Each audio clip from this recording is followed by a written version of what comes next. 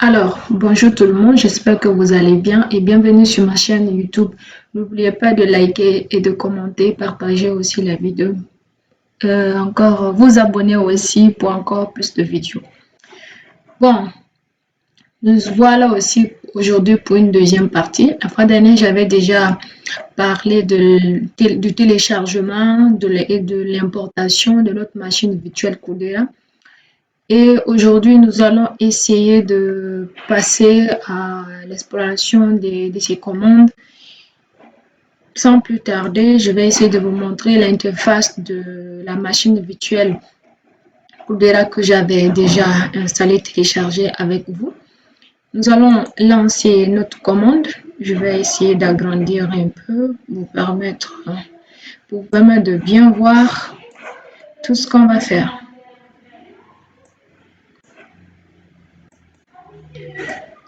Soyez vraiment indulgents parce que je ne suis pas vraiment une pro. J'apprends vraiment à faire des vidéos. Surtout, n'hésitez pas à me faire des remarques pour que je puisse m'améliorer. D'accord, passons au TP. Ici, on nous demande d'ouvrir une console shell dans la machine virtuelle, déjà fait. Se placer dans le dossier sensor. Désolé vraiment du bruit. Se placer dans le dossier sensor. CD.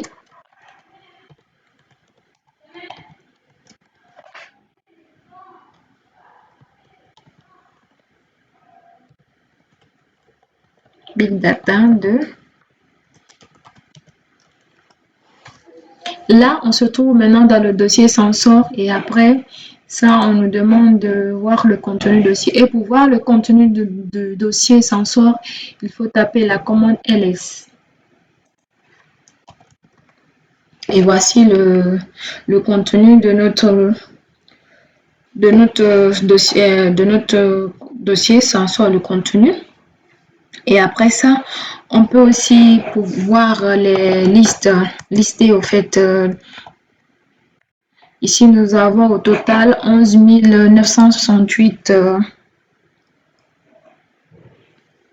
listes qui se trouvent dans Cloudera. Maintenant, qu'est-ce qu'on va faire? Ici, on nous demande d'exécuter un simulateur de capteur température. Qu'est-ce que cette commande nous permet de faire? En fait, cette commande nous permet d'afficher sous forme de ligne avec les couples clés valeurs chaque seconde. Pour pouvoir lire les valeurs, il faut voir la signification des clés. Pour cela, référez-vous à l'étape suivante qui va vous ouvrir un fichier contenant les significations des identifiants. Donc, on va passer directement au... Pourquoi je ne fais pas ça? Déjà, ok, on va essayer de faire parce que ça va juste nous intéresser à un certain niveau. Slash stream, c'est qu'il commande déjà stream data.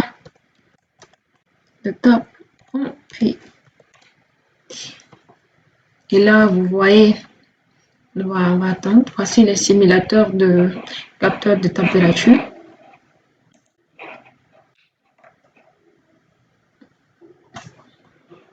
Et après ça aussi, on dit d'explorer les identifiants de mesure avec notre commande qui est là. Voilà. Je peux l'arrêter et puis continuer puisque... Bon, je vais lancer un nouveau terminal je peux aussi l'arrêter. Hein.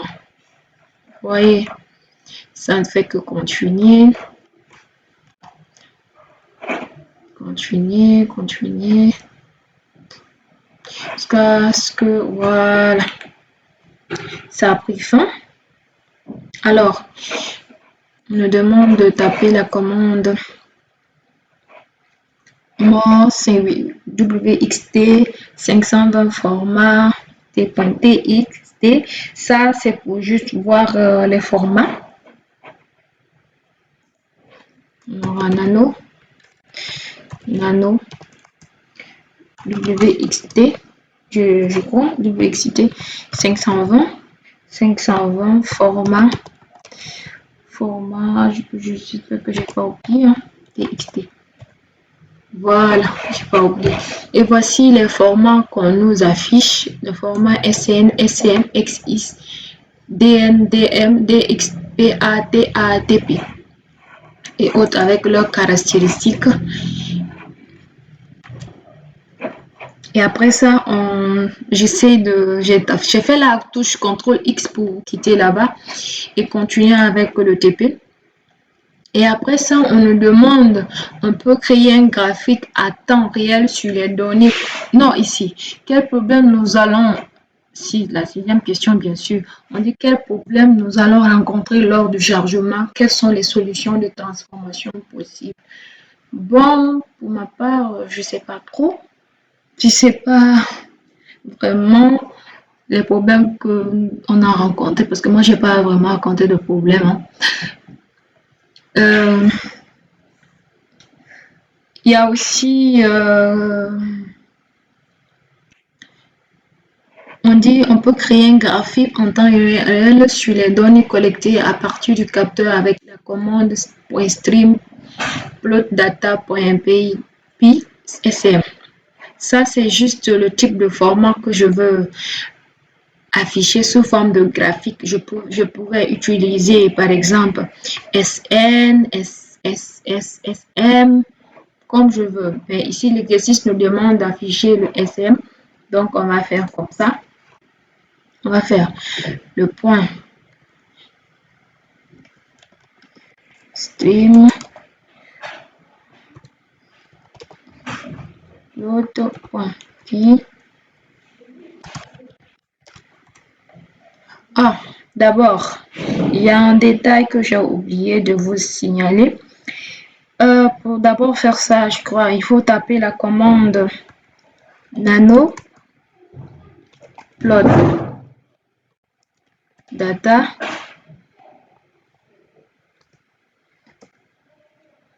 J'espère que c'est bien écrit là. Hein. Ici, on voit que, comment on appelle ça, qu'on affiche les différents types de ressources qu'on nous montre qui viennent de Python. On peut aussi fermer ça. Et aussi essayer d'afficher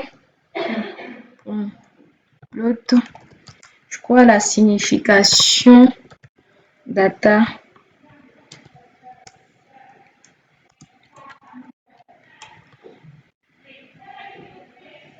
Voilà, c'est pour pouvoir afficher la signification de SM. Maintenant, qu'est-ce qu'on nous dit ici? Que on n'a pas vraiment utilisé le type TST. Je crois le format d'affichage. Upload data.py wx data.txt.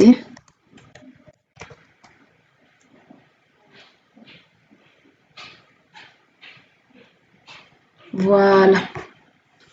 Ici, c'est pas vraiment ce que j'ai dit tout à l'heure pour dire que c'est pour afficher la signification des noms, c'est pour afficher le graphique, en fait, le graphique de ce format SM. Je pouvais utiliser le format SN pour nous afficher le graphique, c'est-à-dire la figure. Et aussi, ici, on nous demande d'afficher, de créer un graphique en temps réel, c'est-à-dire parce que ici, nous avons essayé où se trouve la commande, ici, exécuter un simulateur de capteur température. Donc, en fonction du simulateur, nous allons maintenant essayer de créer un graphique en temps réel sur les données collectées à partir du capteur, c'est-à-dire à partir du capteur de la commande qu'on avait déjà on avait déjà tapé. Donc, on va faire ça.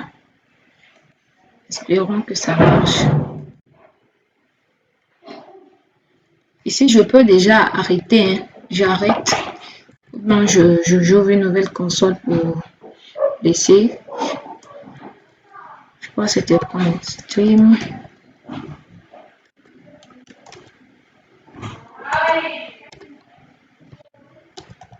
Load. Data.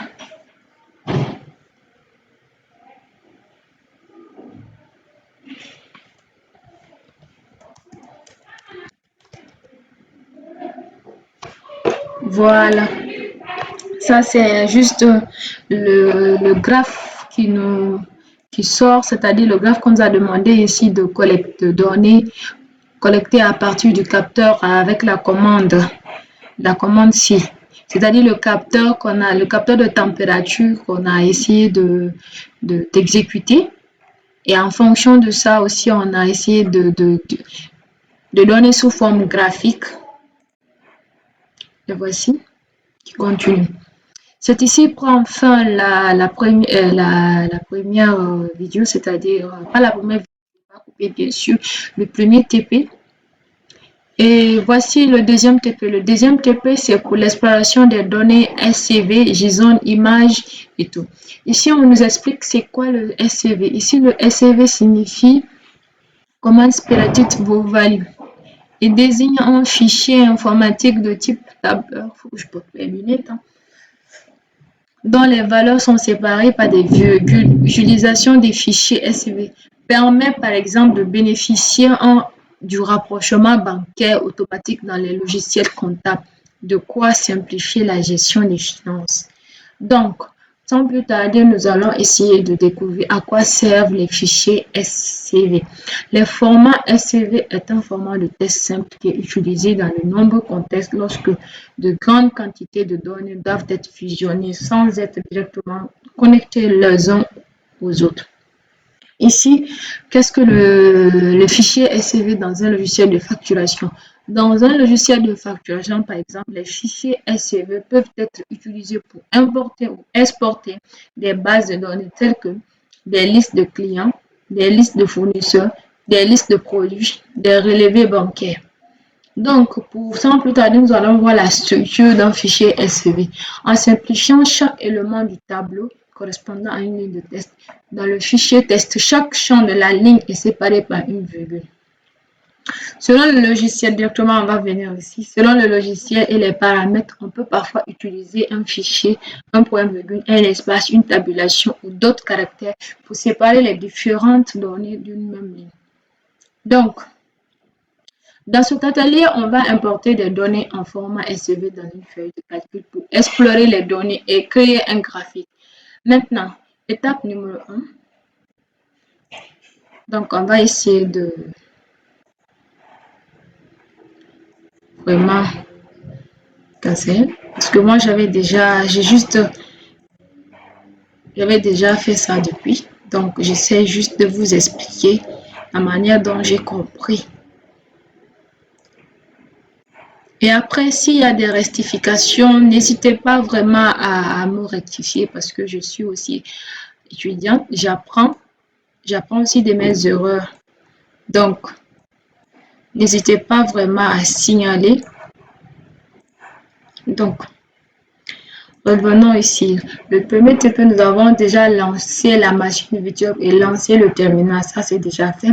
Maintenant, qu'est-ce qu'on va faire? On va aller dans le dossier des données déjà présentes dans la machine virtuelle et voir son contenu. Ici, bon, remarquons que déjà au niveau du premier TP, on essayait de partir dans le dossier sensor. Ici, on part dans SCV. Donc, c'est facile. On part, on écrit notre commande CD.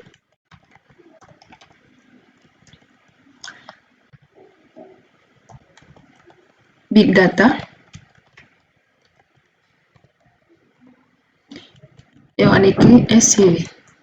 J'espère que je vais vérifier pour ne pas après voir des erreurs pour dire que je n'ai pas bien vu. Voilà. Et on tape Entrée. Une fois que on se trouve dans le dossier SCV, on essaie de voir le contenu. Et le contenu, voilà. Le contenu est là. dans le dossier Census. Maintenant, après avoir fini de faire cette étape, on dit l'étape, on dit ouvrir le fichier pour pouvoir voir son contenu et essayer de le lire. Donc, ici, bon, j'ai trouvé. Donc, je disais que ici, on demande de l'étape d'ouvrir le fichier pour voir son contenu et essayer de lire. Donc, nous allons venir ici. C'est parce que ça fait 4 fichier TXT. Nous sommes dans le dossier Census, hein, je crois. Bon, CSB. Là, voici tout ce qui se passe. Voilà. Bon, je ne vais pas trop remonter pour pouvoir monter tout ça. C'est déjà fait.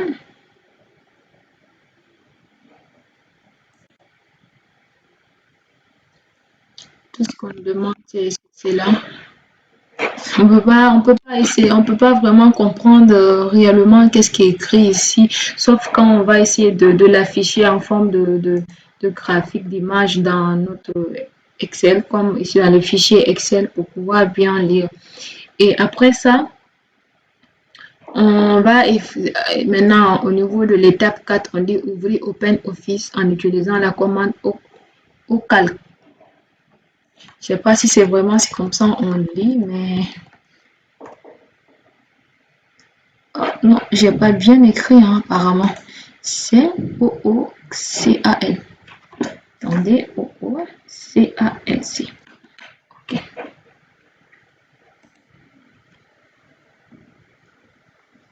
O-C-A-L-C. Voilà. Voici notre fichier d'office que j'ai ouvert en utilisant la commande là. Après, on nous demande ici d'importer le CSV. Donc, pour l'importer, on va dans Fichier. Et dans Fichier, on va dans Open. Et après, dans Open, on va dans Téléchargement. Et après, dans Téléchargement, on va dans Big Data 2. Et dans Big Data 2, on verra le dossier SCV. Donc, on clique là, on verra. Donc, on va suivre les étapes. Fichier, Open, Download, Big Data et SCV. Dossier Census est là. OK. On attend le téléchargement, Voici. En fait, je vous explique tout ce qui est là, tout ce qui est déjà là ici. C'est ce qui était là, au fait. On ne pouvait pas le voir ici, mais déjà, comme on l'a affiché dans notre Excel ici, on peut lire, on peut comprendre. Donc, moi, c'est l'avantage que j'ai vu par rapport à l'affichage de la commande là-bas. Et après ça, on nous demande combien de lignes contient ce fichier. Mais on va pas s'asseoir à compter ces lignes. Mais bon. Nous avons combien de lignes?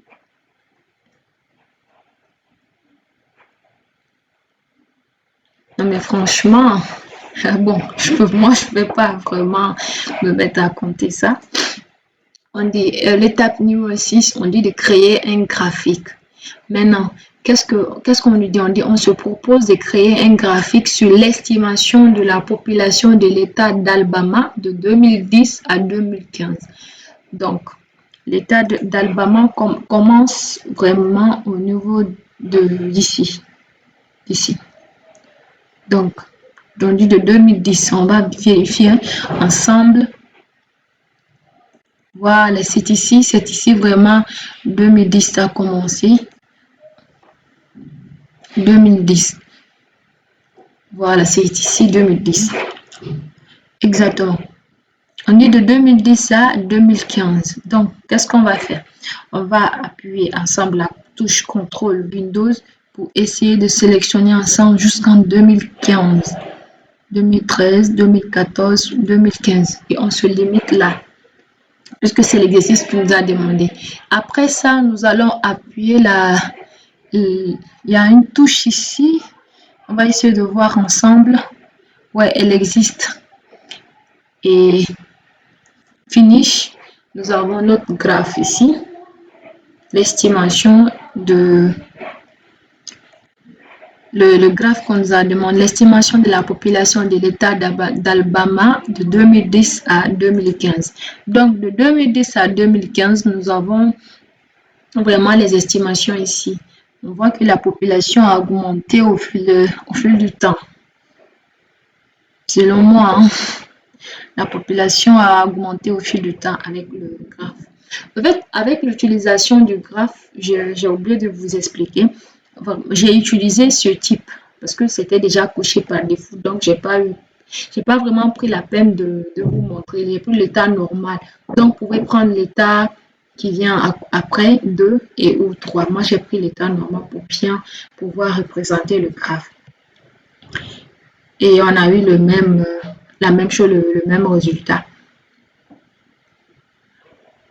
Moi, l'interprétation que j'ai donnée ici, c'est exactement ce que je viens de dire.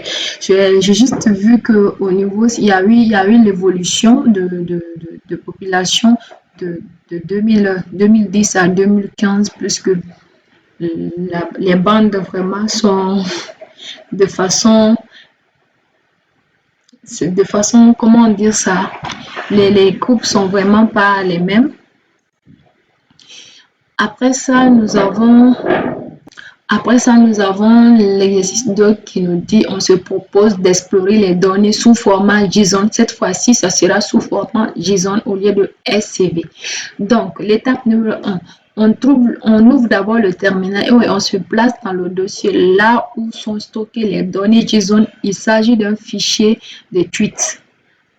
Bon, on va enregistrer ça. Bon, je vais l'enregistrer sous format de PDF ou bon, test CV. Moi, je préfère comme ça.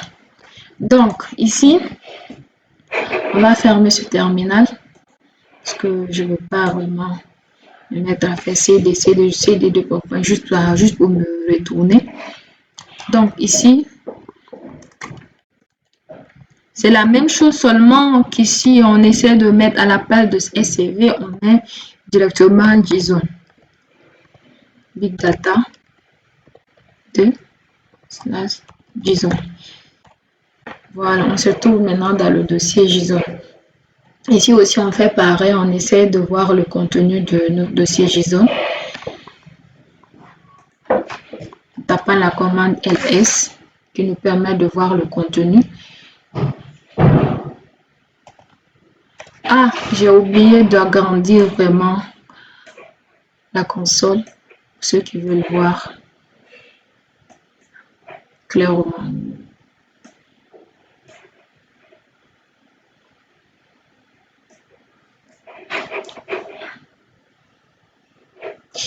Pourquoi pas faire comme ça au lieu de fatiguer comme ça.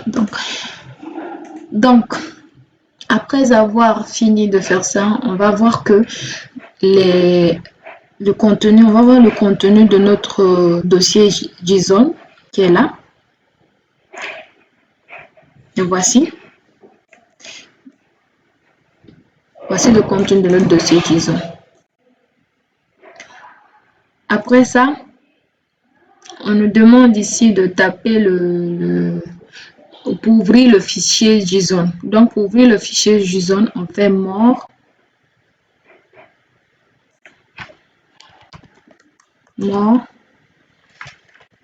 Twitter. En fait, c'est le fichier JSON qui est là. J'ai oublié de vous informer que c'est le fichier JSON qui est là.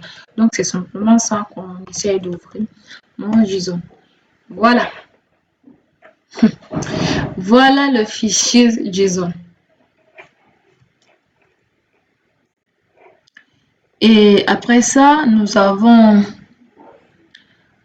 Donc, on dit pour taper, pour quitter, il faut taper CTRL, comment on appelle ça? Il faut taper Q.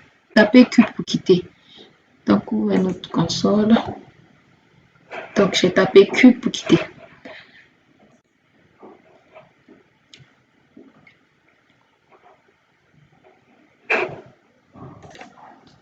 taper quitter. Donc, après ça, on nous demande, vous remarquez que le fichier avec cette forme est illisible et impossible de explorer. Pour mener à bien l'exploration, on va utiliser deux programmes Python pour améliorer la lecture. Bon, j'ai pas fermé, j'ai voulu juste prendre un autre, comment on appelle ça? Un nouveau console pour pouvoir bien vous expliquer la partie là. Puisqu'on a essayé de taper cette commande ici, pour nous permettre d'explorer le fichier JSON. Franchement, on ne peut pas vraiment lire, on ne peut pas savoir ce qui est écrit dedans, on ne peut vraiment pas comprendre tout ce qui est écrit dedans. Donc, pour nous permettre de voir et comprendre et voir lire, on nous demande de taper cette commande, la commande là, pour visualiser le schéma JSON des tweets. Donc, on va taper ensemble cette commande.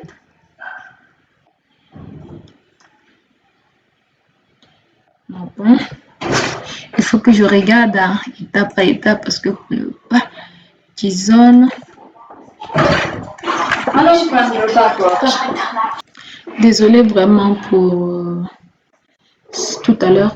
Donc, je disais, pour visualiser le schéma JSON des tweets, donc il faut taper cette commande JSON schéma.ptwitter.json. Donc, on va faire ça ensemble. On va taper cette commande ensemble, JSON schéma .py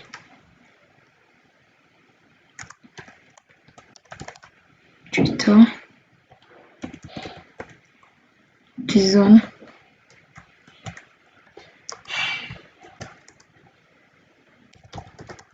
J'espère que je l'ai bien écrit.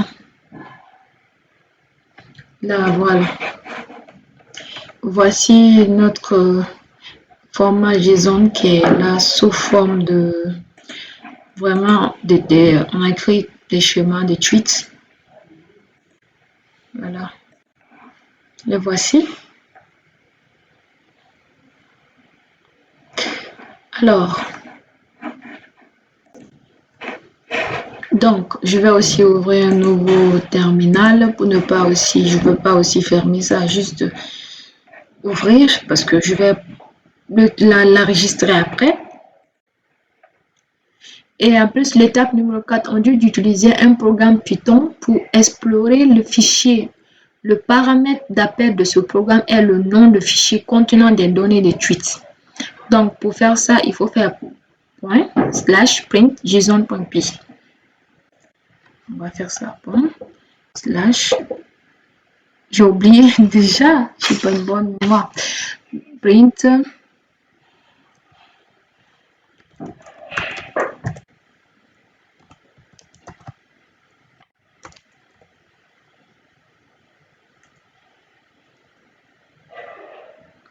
Voilà, c'est ça. Tape entrée. Ici, on nous demande d'entrer le nom du fichier. C'est twitter.json. Twitter.json.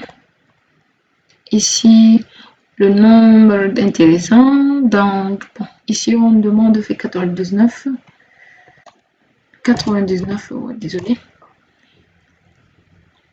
Ici aussi, on demande de mettre l'ID par défaut. Utilisateur un test. On teste.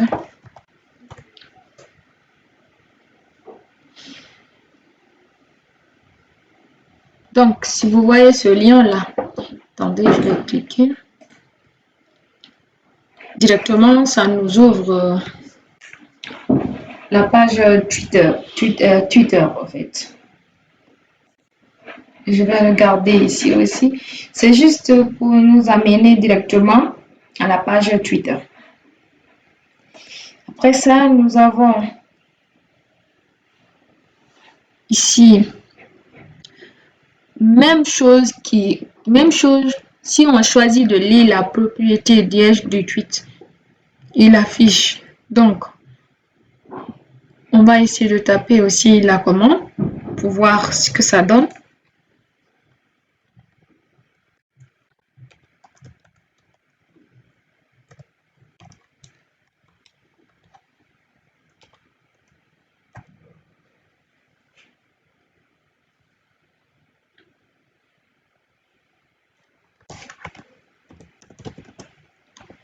en JSON. C'est 99, c'est qui est demandé hein, de mettre là-bas. Ici à la place, mais on met entity / hashtag.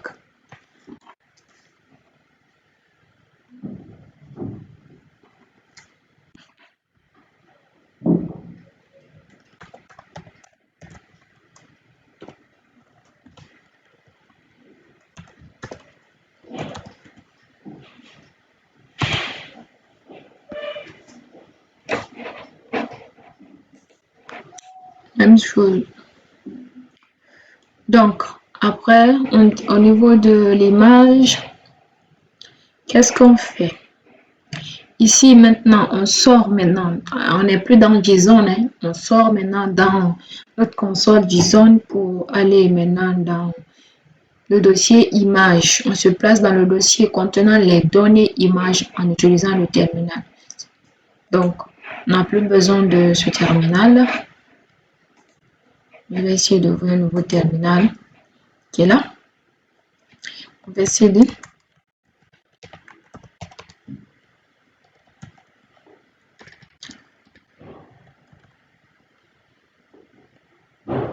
Data.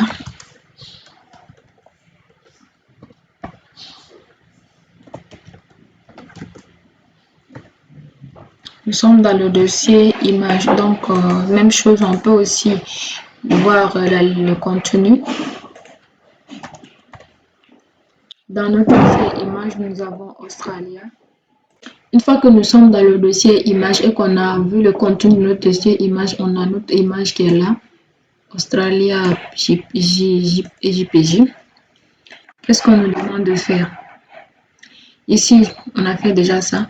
L'étape d'afficher l'image en utilisant EOG, of, qu'est-ce qui écrit ça, qui est quelqu'un créature et qui est un créateur d'aperçu d'image sous Linux. On va taper cette commande qui est EOG.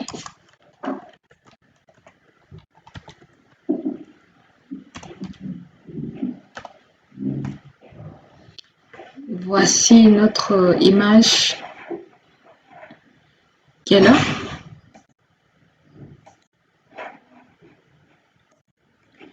Maintenant, on revient au terminal, on place sur les touches au clavier CTRL-Z, puis on tape BG pour exécuter l'affichage de l'image en arrière-plan.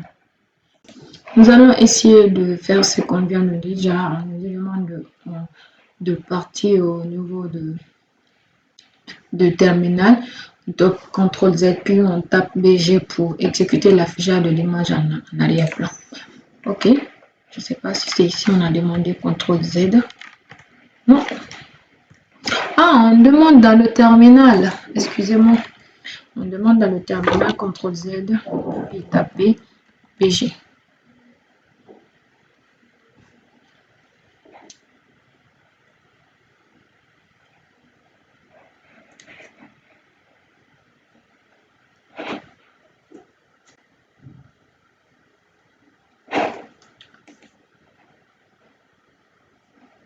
Je vais le faire encore.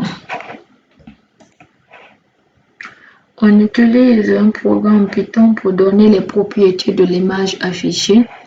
Donc, un programme en Python pour donner les propriétés de l'image, c'est-à-dire les dimensions. Ce sont les dimensions. Ici, déjà, on nous montre, on demande de mettre la commande dimension pour voir les dimensions. Ça, c'est pour les Python. En Python, les dimensions, la couleur, tout. Et voici ce que ça nous donne, RGB. Size qui signifie la taille, 5250 colonnes et 4320 la ligne. Et après ça, on nous demande de voir les valeurs des pixels de l'image. Donc, en les infligeant des coordonnées, c'est-à-dire des dimensions 0, 0. C'est-à-dire la hauteur 0 et la largeur aussi 0. J'espère que c'est C'est bien compris là.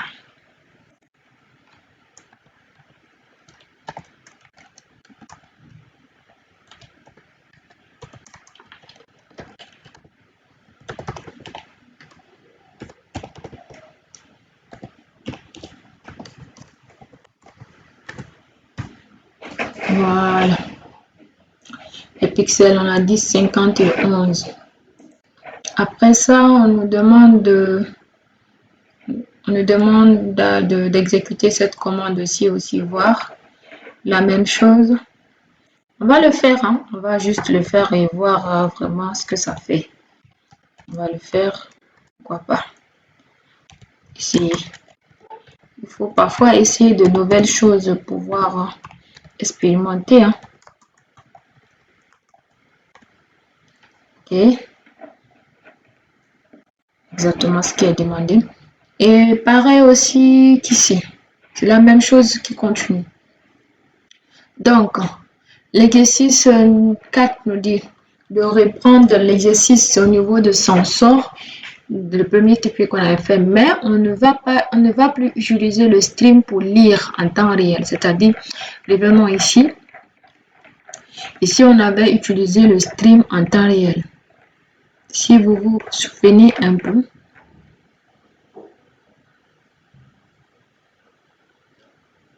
ça c'est le simulateur, le stream en temps réel.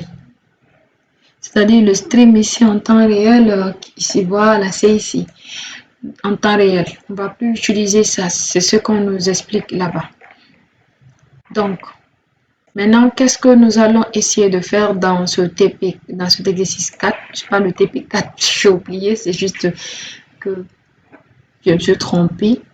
Maintenant, mais plutôt un fichier enregistré dans le même dossier wxdata.tx.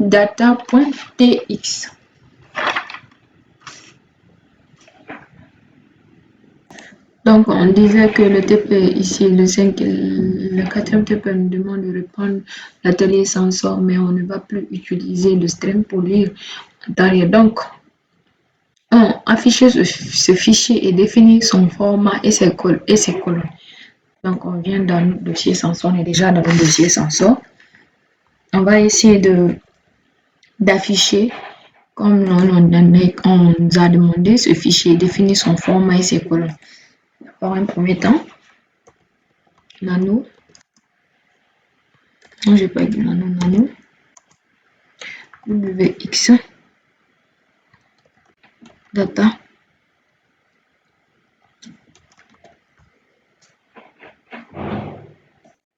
Donc, on a tapé cette commande, on va taper Enter.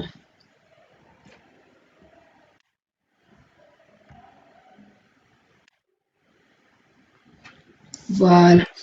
Ici, on a un fichier. Maintenant, on nous demande de définir son format et ses colonnes. Donc, on va faire ça aussi. On va essayer de nano wxt et 520.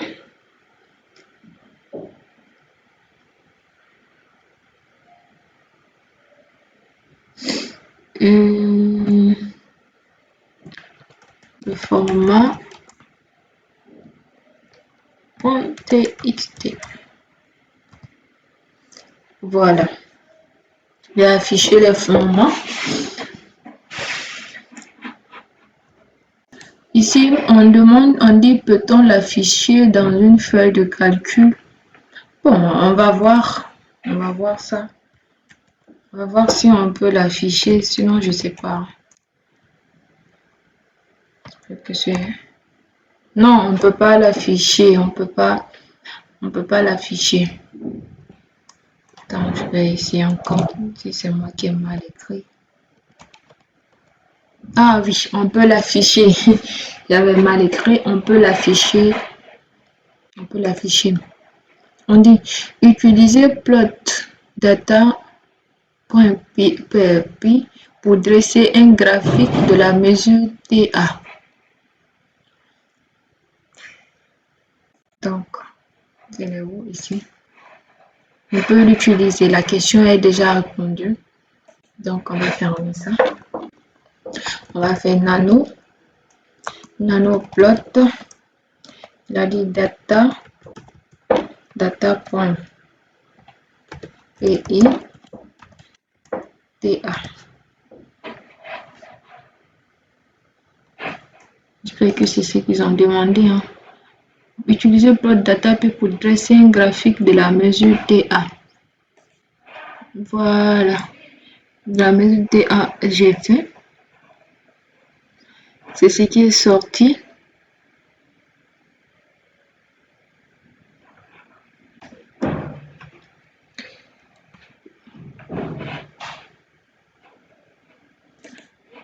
La question utilisée pour dresser. Ah, c'est pour dresser un graphique. Ah, d'accord, je comprends. Pour dresser un graphique, c'est pas vraiment la vraie commande que j'ai tapée. Je vais taper la bonne maintenant, qui est là. Plot, slash plot, data, PI, WX,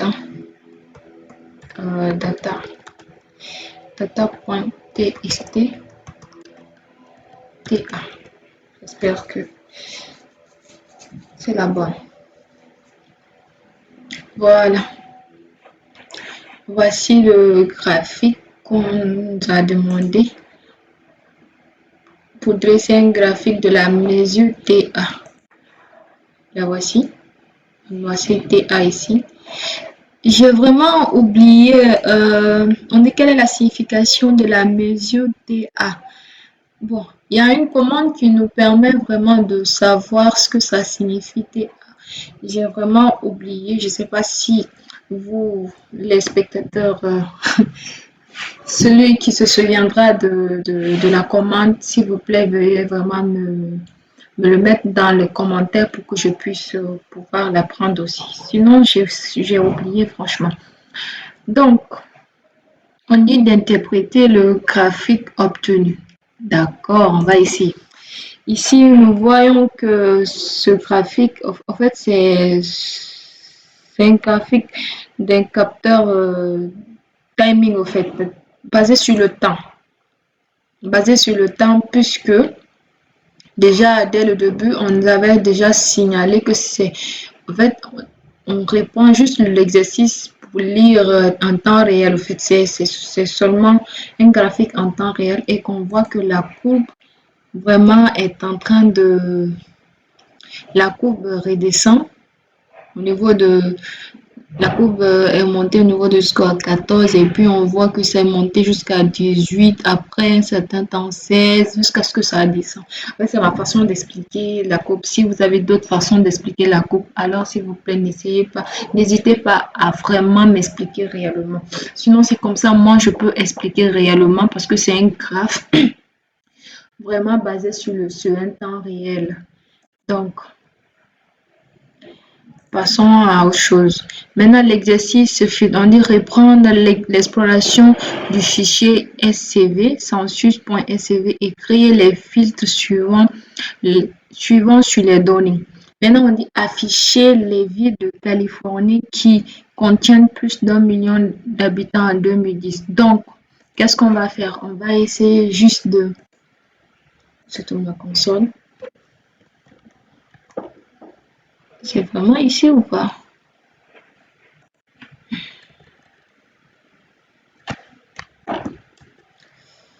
Ok. On va essayer de fermer ça comme on refuse là. J'ouvre un nouveau terminal. Je vais bien agrandir. Vite me placer. J'avais déjà expliqué pourquoi je fais ça. Voilà. C'est pour juste me placer dans le dossier en question. Data.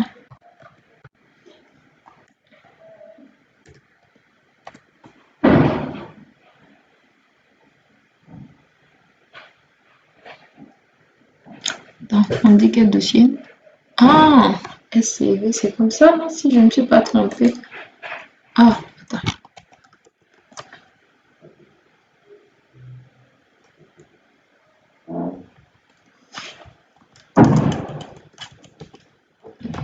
faut vraiment pas jouer avec les majuscules, hein.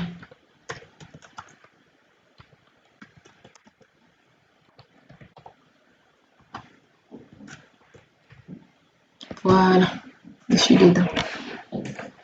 Maintenant, on demande d'afficher uniquement les villes de Californie qui contiennent plus de 1 million. Donc, pour faire ça, il faut d'abord taper la commande qui nous permet directement de nous relier au, comment on appelle ça, à l'office Excel.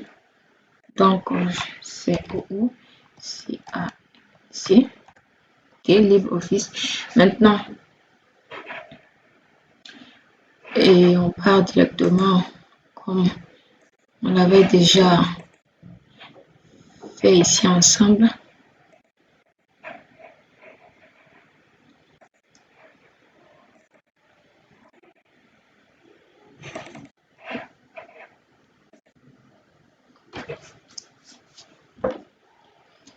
Voilà.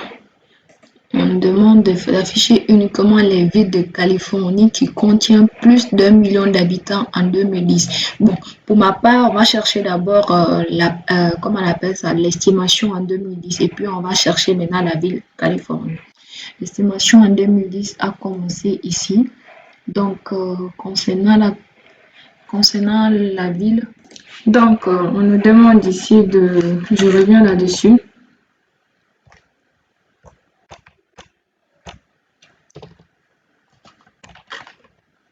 On ouvre notre, on va dans fichier, déjà j'avais déjà expliqué ça, open,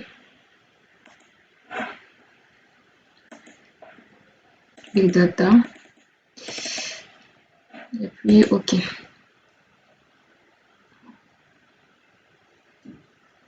Maintenant ici on nous demande d'afficher uniquement, attends je vais lire, afficher uniquement, afficher uniquement les villes de Californie qui contiennent plus d'1 million d'habitants en 2010. On va venir ici, on va essayer de faire parce que je ne suis pas trop bien. Donc, ici en 2010, j'ai déjà coché. On vient de données, on cherche filtrer.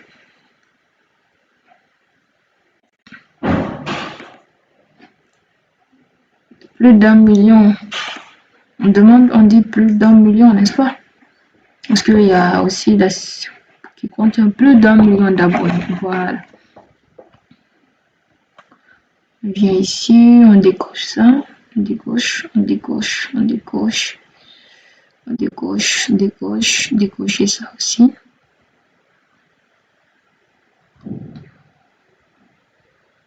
Décocher ça, décocher tout ça. Pas tout, hein, mais juste au niveau de, on est plus d'1 million. 10 millions ou 1 million? Attends, parce que plus d'1 million.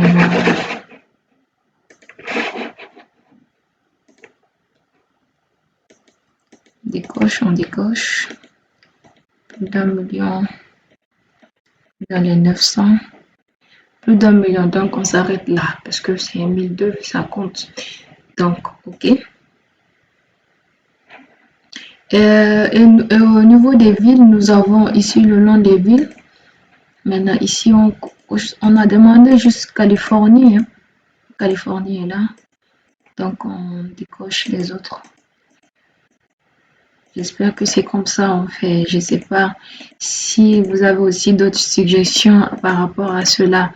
Veuillez me montrer aussi dans les commentaires.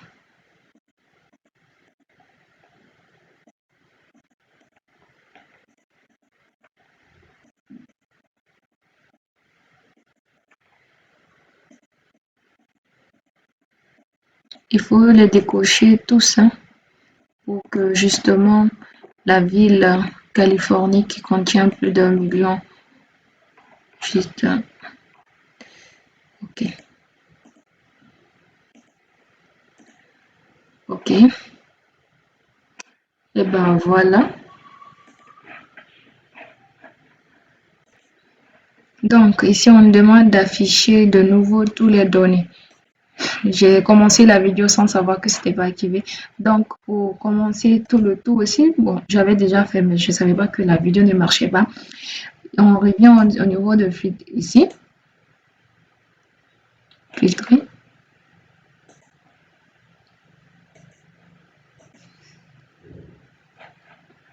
J'aime pas sélectionner, c'est normal. Par exemple, ok, c'est là. Donc, on vient ici, j'ai coché All, tout, j'ai appuyé OK. Et au niveau d'ici aussi, c'était pas coché parce que on avait demandé juste plus d'1 million d'habitants. Donc, j'avais décoché tout, sauf au niveau d'ici. Donc, ça a commencé, j'ai mis. Donc, pour afficher tout, les calculs, tous les données, donc j'ai fait All, juste OK. Et puis, ça y est, tout est déjà là. Californie, Alcanas, Alabama, Florida, tout est là, tout, tout ce qu'on Colorado, tout. Donc, on va passer au suivant. Ici, on demande de créer une nouvelle feuille de calcul. Et donc, la quatrième question, bon, j'ai pas répondu, j'ai sauté. On dit de créer une nouvelle feuille de calcul. C'est facile pour créer une nouvelle feuille de calcul. Il suffit de faire comme ça. Et puis, on a déjà la feuille de calcul. Je peux mettre ça.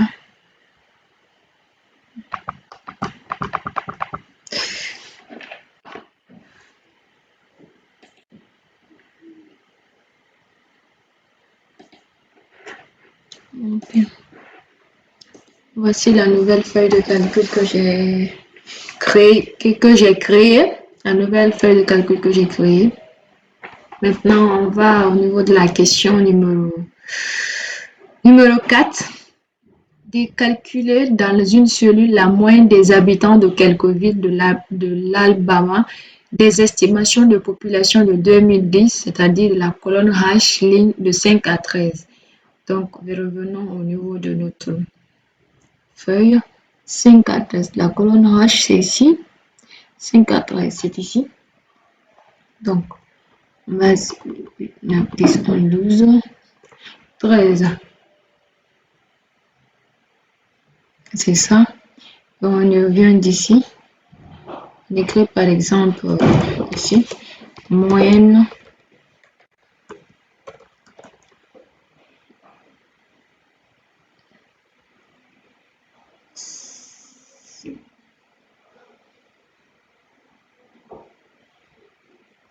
la moyenne de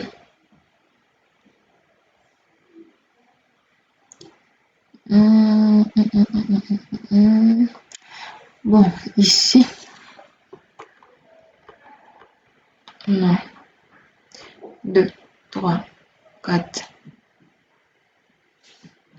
jusqu'à la ligne 13.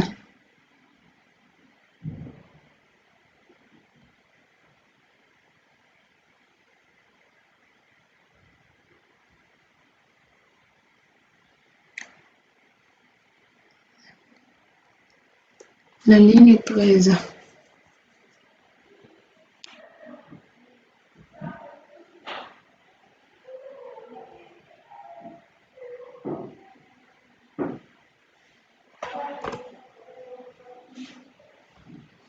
On me demande, bon, j'ai mal fait ici. Je devais mettre la moyenne. Et puis, je vais au niveau d'ici.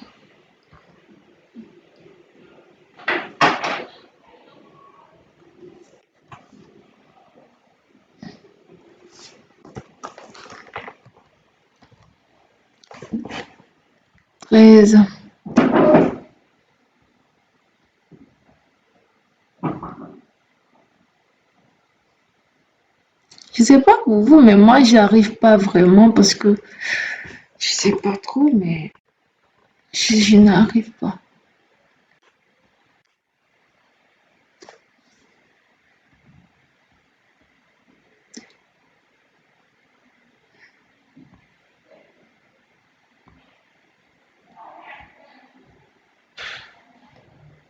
Attendez. Vraiment, je n'arrive pas, j'ai ma souris qui plante, pas ma souris, mais j'arrive pas à cliquer dessus, au fait, maintenant.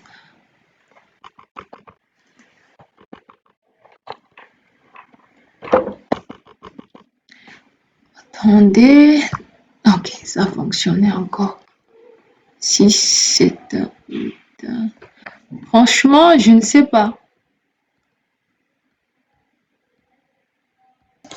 Comme vous le constatez déjà, je suis en train de chercher la moyenne, le calcul de la moyenne dans mathématiques. Je trouve pas, je trouve juste le mode log, multinomial. Je ne trouve pas réellement le mode et la moyenne. On part en statistical. Je vois pas. Je vois ici le mode. Je maxa, logarithme, bloc. Je ne trouve pas réellement la moyenne.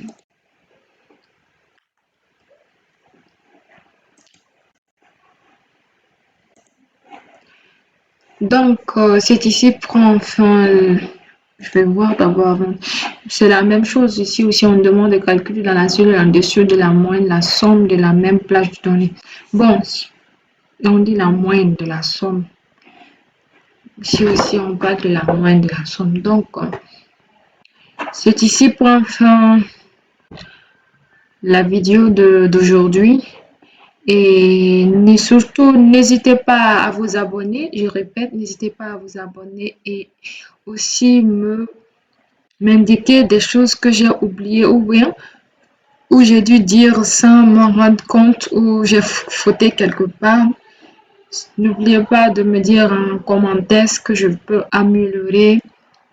Je vous remercie. À la prochaine.